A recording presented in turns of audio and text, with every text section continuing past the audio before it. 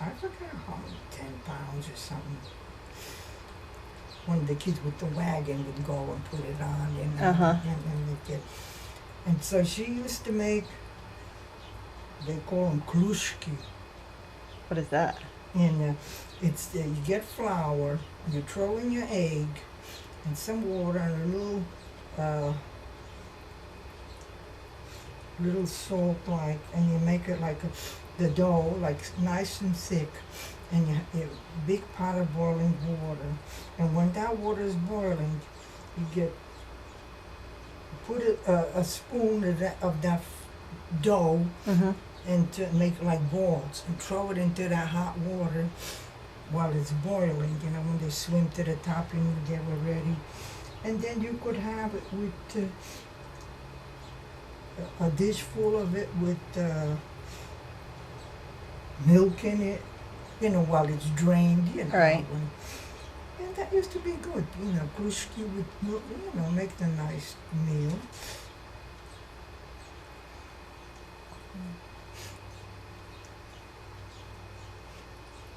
Why don't you just make her take it and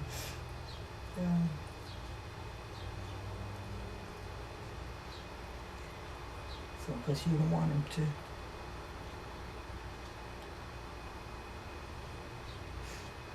I hadn't had these here with sauerkraut. I don't remember the last time I made with sauerkraut. It's been years since I made, because I always make with the cheese and it's easier, like.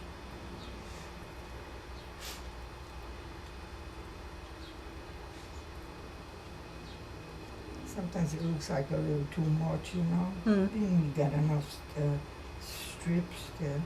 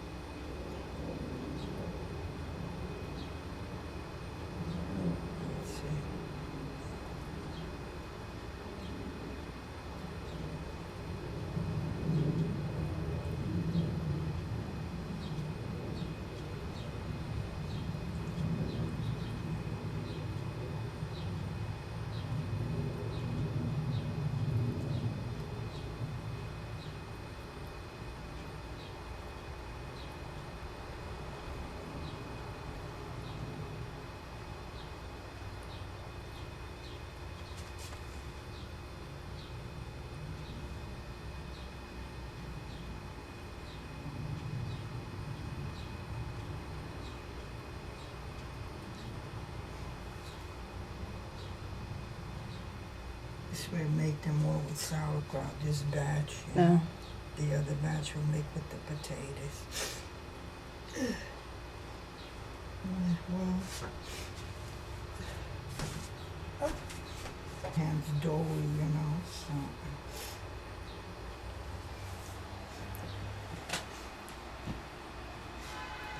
How do you pinch it? See, that's how you crimp it. You just fold it over and just you crimp the side. Make sure you crimp them good so when they're boiling, you won't lose your filling, you know. Do you have to crimp all the sides or just the ones that you fold over? Like, in other words, you know the crease? Do you crimp that too? Yeah, well, that's how you do it. You just fold it like that. Okay.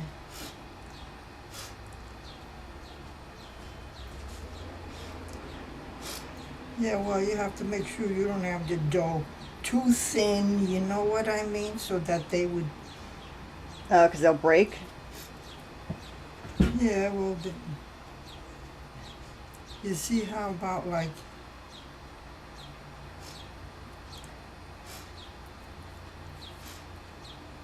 You know, if it sticks out a little, put your finger in there and just push it in, you know. So make sure that none of the cabbage is sticking out.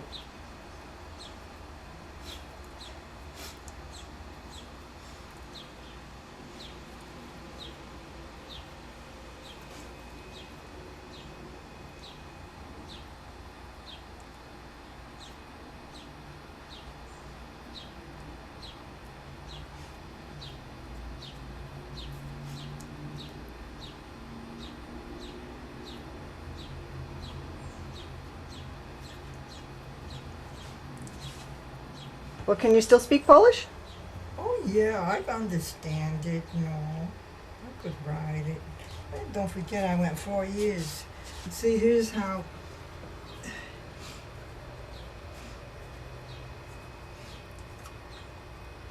you flour the, so Uh-huh. it doesn't stick. When you're getting them ready for. How do you count from 1 to 10 in Polish? Hmm?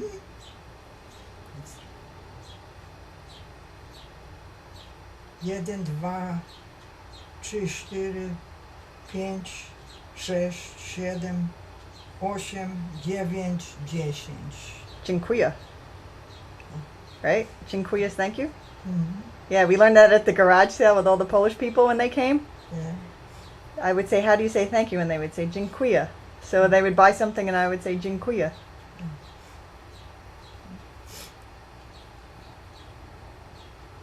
Oh boy, some of this kind of.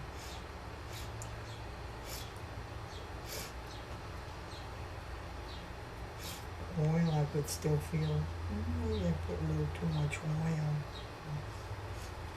Oil in what? The sauerkraut? Yeah, when I fried the sauerkraut. Yeah, because you don't need too much, 2 tablespoons or even less.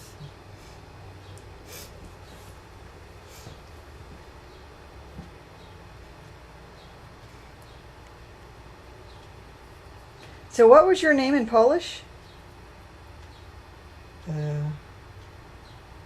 Aniela, Aniela? yeah. Aniela Pelka.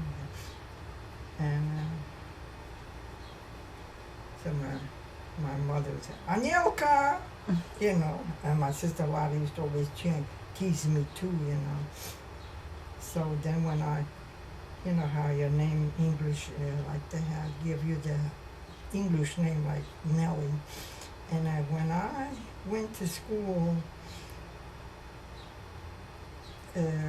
to number 5, we were transferred. There was only 4 grades in this here Catholic school. And when you finished the 4th grade, you got transferred to a public school. You went into the 5th grade.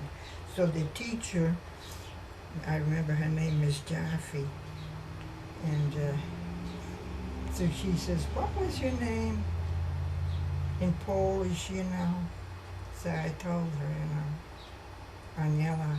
She says, your English name should have been Angela. Instead of, calling you now. Well, some people, you see that how they're called Angela? Uh-huh. Because that's how they change. I says, well, that's what... So do you get the record? No.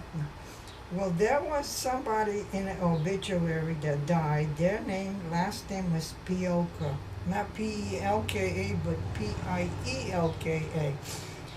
And I was reading, they had a pretty big family. There was a Nellie in there, Nellie Pelka, because it's the survivors, Uh-huh. And there was a John Pelka. And I said, I cut the name. I was going to show it to Mom. I have it someplace, that Oh. before I throw it away, I'm going to,